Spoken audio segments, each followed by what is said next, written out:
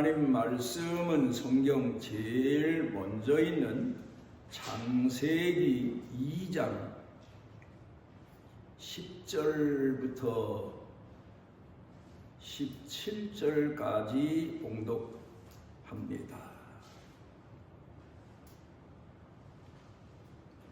창세기 2장 10절부터입니다.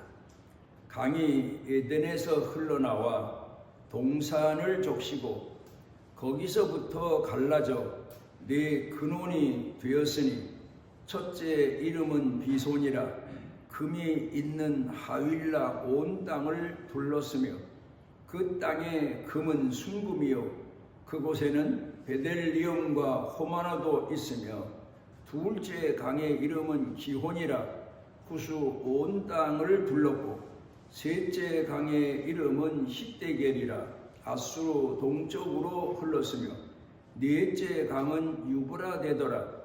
여호와 하나님이 그 사람을 이끌어 에덴 동산에 두어 그것을 경작하며 지키게 하시고 여호와 하나님이 그 사람에게 명하여 이르시되 동산 각종 나무의 열매는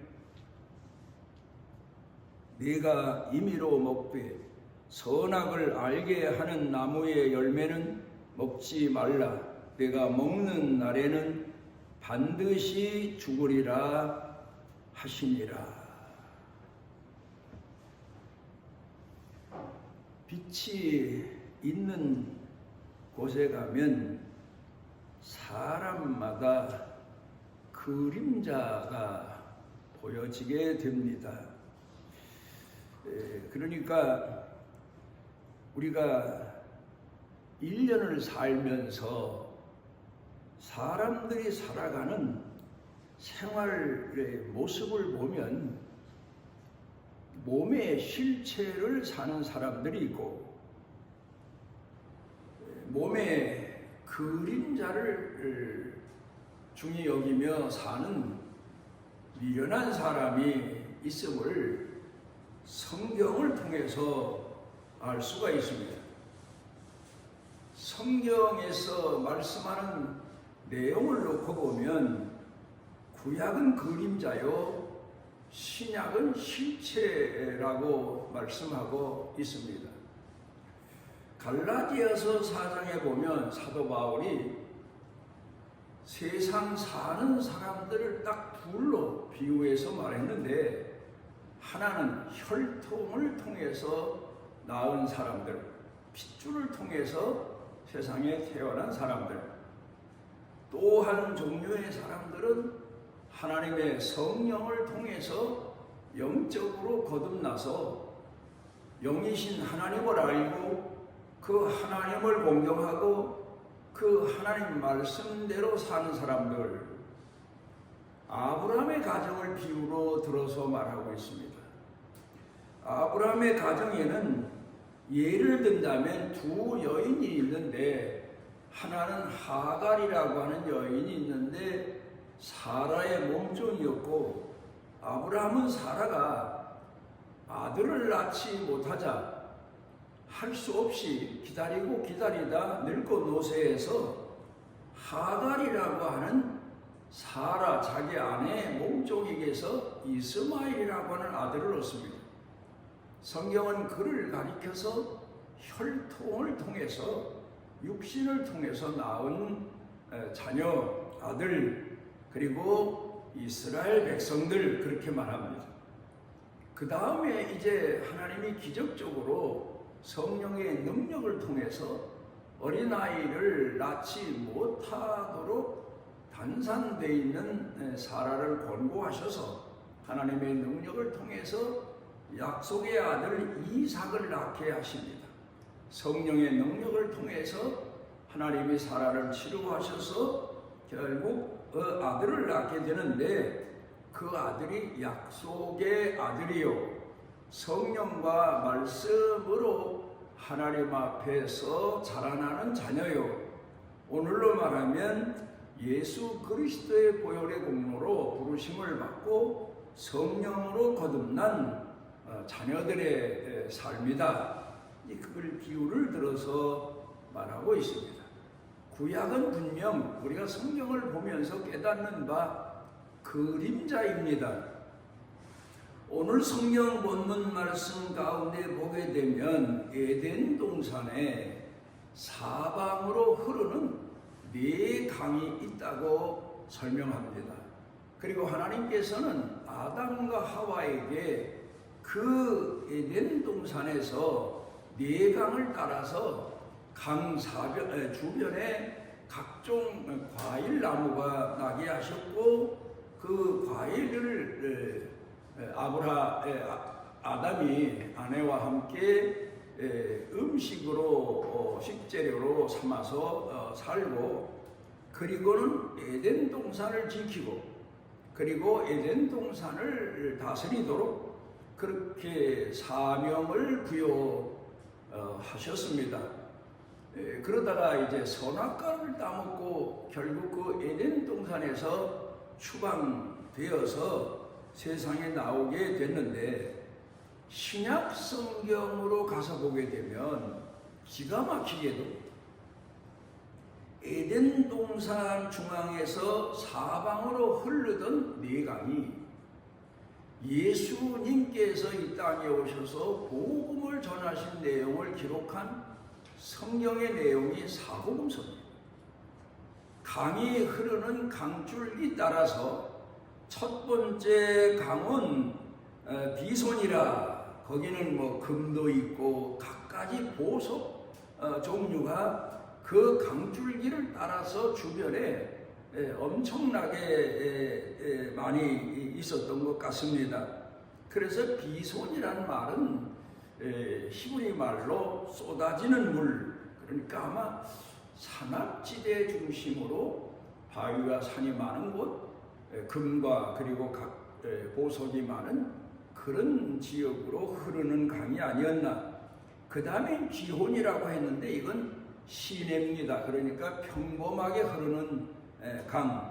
그 다음에 보게 되면 히데겔인데 이거는 그 지역을 말했는데 이것도 평범하게 흐르는 강. 그 다음에 유브라데 강은 이제 큰 강을 말해주고 있습니다. 이렇게 강줄기를 따라서 각종 과일나무가 시절을 쫓아서 과일을 맺는데, 그걸 이제 음식으로 삼고 아담과 하와가 에덴 동산에 살면서 그 땅을 다스리고 경작하게 됐습니다. 그런데 신약 성경에 와서 보게 되면 예수님께서 복음을 전하신 그 내용이 사복음서에 기록되어 있다는 사실.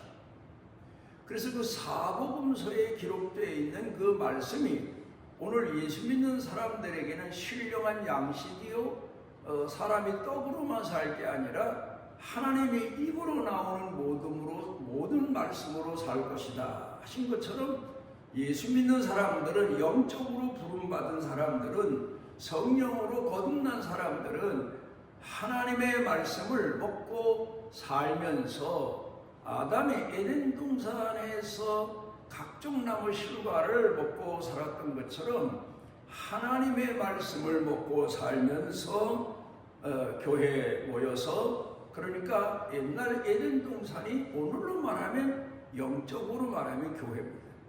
예수님께서 피로 값주시고 사신 교회요, 그 성전 안에서 선포되는 말씀, 또 성경을 통해서 이미 예수님을 통하여 선포된 말씀은 성도들에게 양식이 되고 신령한 양식이 되고 음료가 되고, 또 그게 그들 삶을 더 부유하고 풍부하게 하는 영적인 양식이 된 것을 볼 수가 있습니다.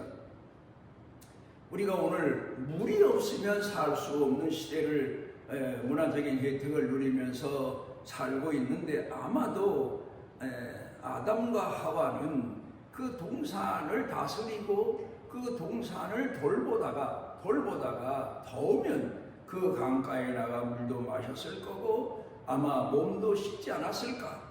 뭐 제 추측이고 제 개인 생각입니다만은, 그런 것처럼 오늘도 우리 예수 믿는 사람들은 하나님 말씀이 흐르는, 하나님 성전에 와서 그 말씀을 듣고 위로를 받고 치료를 받고 힘을 얻고, 그리고 사복음서를 통해서 시작된 그 다음에 이어지는 사도행전, 로마서, 그 후로 이어지는 성경들로 말하면 색감과 같은 이제 그런 말씀들인데, 그 말씀을 통해서 치료도 받고 용기도 얻고 꿈도 갖게 되고, 또 남에게 전하기도 하고, 자기 마음에 여러 가지 답답한 것을 씻어내기도 하고, 또 자기 스스로의 삶에 위로와 치료도 더해주는 그런 기적적인 신앙과 생활을 살게 되는 것을 볼 수가 있습니다. 금년에도 우리들이 하나님께서 우리를 모아주시는 신령한 에덴 동산 교회에 오르내리며 하나님의 말씀을 통하여서 새 힘을 얻고 영적인 힘을 얻고 삶의 부요와 풍부함을 누리는 그런 축복에 이르고, 그러면서 하나님 성전을 섬기고, 그리고 각자 우리 생활 터전에 돌아가서 하나님 앞에 요긴하게 쓰임받는 빛의 자녀들, 소금의 자녀들의 축복을 누리시기를 바랍니다. 우리가 교회하게 되면 중요한 것 세 가지가 교회 안에 담겨져 있음을 우리가 잊어서는 안 됩니다. 첫 번째로는 교회는 예수 그리스도의 피로 값주시고 사신 곳이다. 그러니까 에덴 동산에서 우리 조상이 타락하여 그 에덴 동산에서 추방을 당한 사람들 중에 하나님이 선택하셔서 택한 백성으로 하나님을 공경하는 신앙인 되게 하셨는데, 그건 구약의 약속일 뿐입니다. 신약에 와서는 실제로 예수님이 십자가에 못 박혀 돌아가심으로 하나님이 그 피의 공로로 인하여 사람들을 부르시고 죄인들을 부르시고 씻어 성결케 하시고, 그리고 예수님께서 마지막 성례식 때 제자들에게 떡을 떼어 주시며 이는 내 몸이다 받아 먹어라. 또 마지막 포도주 잔을 돌리시면서 이는 내가 너희를 흘리는 피다 마셔라. 그런 것처럼 교회는 말씀 예수님의 몸과 예수님의 피를 통하여 먹고 마시는, 그러니까 신령한 말씀과 성령을 먹고 마시는 축복의 장소다. 그렇게 우리가 오늘도 믿고 또 그렇게 실제로 우리가 살아가고 있습니다. 그 다음에 또 하나는 교회는 어떤 것이냐, 요한복음 9장 4절 가운데 보게 되면 하나님이 일하시는 곳이다. 하나님은 지금도 일하신다. 그래서 나도 일한다. 나도 일하러 왔다. 예수님이 하신 말씀입니다. 그런 것처럼 우리에게는 에덴 동산에서는 아담과 하와가 동산을 가꾸는 일을 맡아서 하나님 앞에 쓰임받은 것처럼 우리는 교회를 섬기고 복음을 전하고 하나님을 공경하고 교회를 섬기고 성도들을 섬기는 그 사명의 이익을 우리가 세상 끝날까지 이 땅에 있는 동안에 다른 사람들로 부름을 받은 것을 알 수가 있습니다. 그래서 우리가 하나님 앞에 부름받은 자녀로 충성스럽게 일하고 쓰임받는 곳, 그래서 성경 가운데 보면은 종들의 비유가 있습니다. 포도원에 종들을 부르셔서 일하게 하시고 주인이 먼 타국에 갔고 다시 돌아와서 결산하고, 그런 말씀을 통해 보면 교회는 다시 말하면 포도원과도 같다. 세상에는 들포도나무가 무성한 곳이고 교회는 예수 그리스도가 나는 참 포도나무여 너희는 가지니, 그래서 우리가 하나님의 말씀을 먹고 마시며 성령의 열매를 맺는, 신앙의 열매를 맺는 곳, 그게 바로 교회다. 그렇게 볼 수 있습니다. 신학자 칼뱅은 이렇게 말했습니다. 예수 믿는 사람들은 먹고 마시고 세상 사람들과 똑같이 사는 것 같지만, 그러나 그들은 하나님의 자녀로 선택받은 자녀로 하나님 앞에서 사는데 세상적인 삶에만 겉으로 보면은 사는 것 같지만 영적으로 보면 우리가 성령의 열매를 통하여서 우리가 하나님 앞에 쓰임받고 하나님 앞에 충성하고 복음을 전하고 사역을 감당하는 그런 축복의 사람들로 사는 거다. 그렇게 가르쳐 말씀하고 있습니다. 그래서 교회는 주일마다 모이고 시간 정해서 모이고 그러면서 하나님 말씀에 잔치를 하고 성령의 능력을 통하여 치료하기도 하고, 그래서 교회는 병든 사람의 치료처, 또 환난 당한 사람의 피난처, 또 그런가 하면 하나님 앞에 예배드리는 곳, 섬기는 곳. 제가 교회를 개척 시작하면서 교회 참 의미를 그렇게 교회 천산중앙교회 중요한 대목으로 내용으로 정해서 표처럼 성도들에게 가르치고 말한 적이 있습니다. 하나님은 이렇게 우리를 피로 값주시고 사신 그 아들의 피로 값주시고 사신 몸된 교회, 이제 주의 자녀들을 모으셔서 옛날 에덴 동산에서는 아담과 하와에게 자유의지를 주셔서 선택의 의지를 주셨지만 오늘 우리에게는 하나님의 자녀로 예수 그리스도를 따라서 순종하며 살아갈 때 생명의 길, 영원한 길, 그리고 죽음 다음 이어지는 영원한 부활의 길로 이끄시고 계신 아버지 하나님이심을 알 수가 있습니다. 신학자들과 성경학자들이 성경을 통해서 아버지 하나님께서 오늘 우리에게 베풀고 계신 사랑에 대해서 5가지를 말하고 있습니다. 그 내용은 마치 세상 가정의 아버지들이 그 자녀들을 사랑하는 내용과 비슷합니다. 무조건적인 사랑입니다.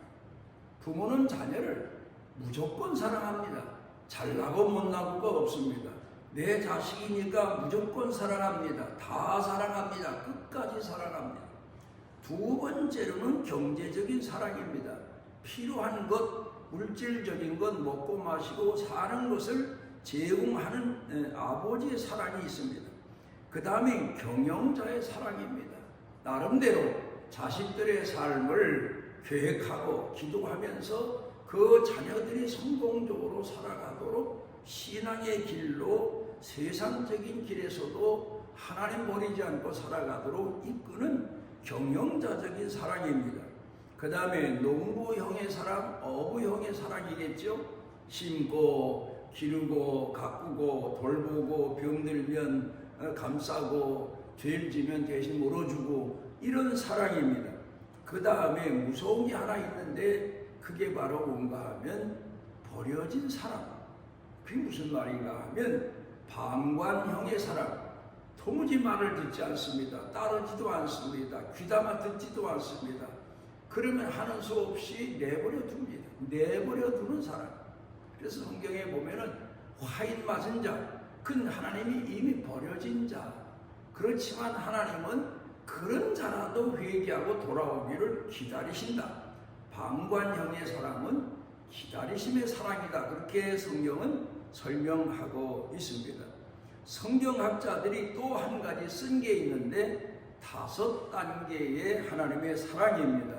첫째로는 파리클리세모스라고 하는 그런 단어인데 권한다, 권고하신다. 늘 이렇게 하면 좋겠다, 이렇게 하면 어떠냐 권고하신다. 그 다음에 다이레케파라고 하는 사랑인데 논리적으로 권고하신다. 이해하도록 본인이 깨닫도록 논리적으로 권고하신다. 그 다음에 레콘메노스라고 하는 단어인데 때로는 잘못된 길에서 귀담아 듣지도 않고 멀리 갈 때 꾸짖어서 돌아오게 하고 자기 스스로 잘못을 깨닫게 하신다.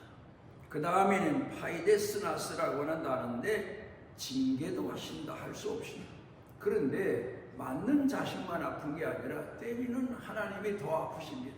그래서 성령이 탄식하시면서, 우리로 말하면 부모가 자식을 매질하면서 그 가슴이 찢어지는 것처럼 아픈 것처럼 하나님은 그렇게 타락한 성도들을 징계하신다.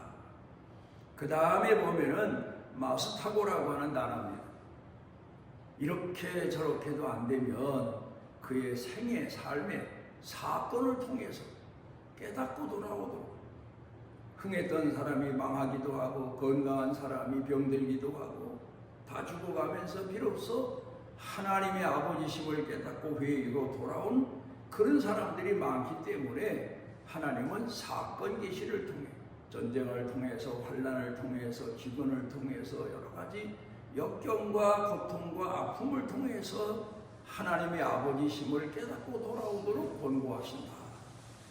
그게 바로 우리가 섬기는, 다니는 교회의 아버지 하나님이심을 성경은 말씀하고 있습니다. 금년에도 우리는 하나님의 그 깊고 오묘하시고 신비하신 그 사랑을 마음에 새기고 하나님 앞에 감사하고, 또 우리가 스스로 잘못 판단하고 헛된 길로 갈 때 우리가 징계를 받을지라도 원망보다는 회개하고 하나님 앞으로 돌아오고, 우리를 특별히 사랑하시고 지극히 사랑하시는 아버지 하나님의 손길을 따라서 하나님과 동행하는 한 해의 축복을 누리시기를 주님의 이름으로 축원합니다. 에디슨이 이런 말을 했습니다. 사람들은 장미꽃만 중요하게 여기지 그 가시에 대해서는 감사할 줄 모른다. 좀 신비한 말을 하지 않았습니까? 그래요. 사람들이 장미꽃은 좋지만 가시 좋아할 사람이 없습니다.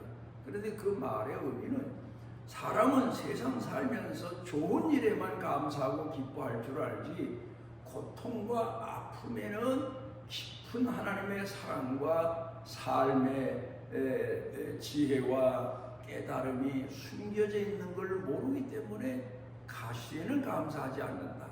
고난에는 감사할 줄 모른다. 그런 탄식을 했습니다. 우리는 올해 하나님 앞에 좋은 일에도 감사하고 하나님 앞에 이건 징계구나 늦게라도 깨달으며 감사하고 하나님의 사랑에 응답하며 사는 축복을 한 해 동안 누리는 성도들의 삶이 되시기를 바랍니다. 우리를 지극히 사랑하셔서 주의 자녀 삼아주시고 만인 중에 구별하시고 우리를 하나님의 자녀 되게 하시고 빛의 사람 되게 하시고 소금의 사람 되게 하셔서 우리 생애를 통하여 하나님을 공경하고 교회를 섬기고 가족을 섬기고 이웃을 섬기는 이 사명을 다할 수 있는 축복의 은혜를 베푸신 아버지 하나님께 감사를 드립니다. 금년 지나면서도 우리가 생명의 양식을 멀리하지 않게 해주시고 생명의 강인 성령의 능력의 은총을 잊어버리지 않게 해주시고 늘 감동하는 주의 손길 아래서 사는 복을 더하여 주시옵시고 늘 깨어서 주님 앞에 살해하고 감사하고 성숙한 신앙인으로 살아가는 축복을 더하여 주옵소서. 예수님 이름으로 기도드리옵나이다. 이스라엘의 하나님 여호와께서 그 날개 아래 보호를 받으러 온 내게 온전한 상 주시기를 원하노라. 첫 아담은 실패했지만 둘째 아담 예수 그리스도는 피로 값주시고 몸된 교회를 사셨고 그 하나님의 자녀들을 사셔서 하나님의 자녀 되게 하시고 오늘도 선한 목자가 되셔서 우리를 이끄시는 그 깊으신 사랑의 은혜와 그리고 영원토록 우리를 포기하지 않으시고 기다리시고 이끌어 주시고 함께 하시는 택하신 주의 넘치고 넘치시는 만극하신 사랑과 우리 속에 내재하셔서 때로는 빛이 되게 하시고 때로는 소금이 되게 하시고 때로는 위로하시고 치료하시고 또 스스로 깨닫도록 책망도 하시는 성령님의 능력의 은총이 사랑하는 자녀들 머리 위에 영육간에 사는 생활 중에 가정, 일터, 경영, 자녀, 자손, 온 교회 중에 넘치고 넘치도록 함께 하시기를 축원하옵나이다.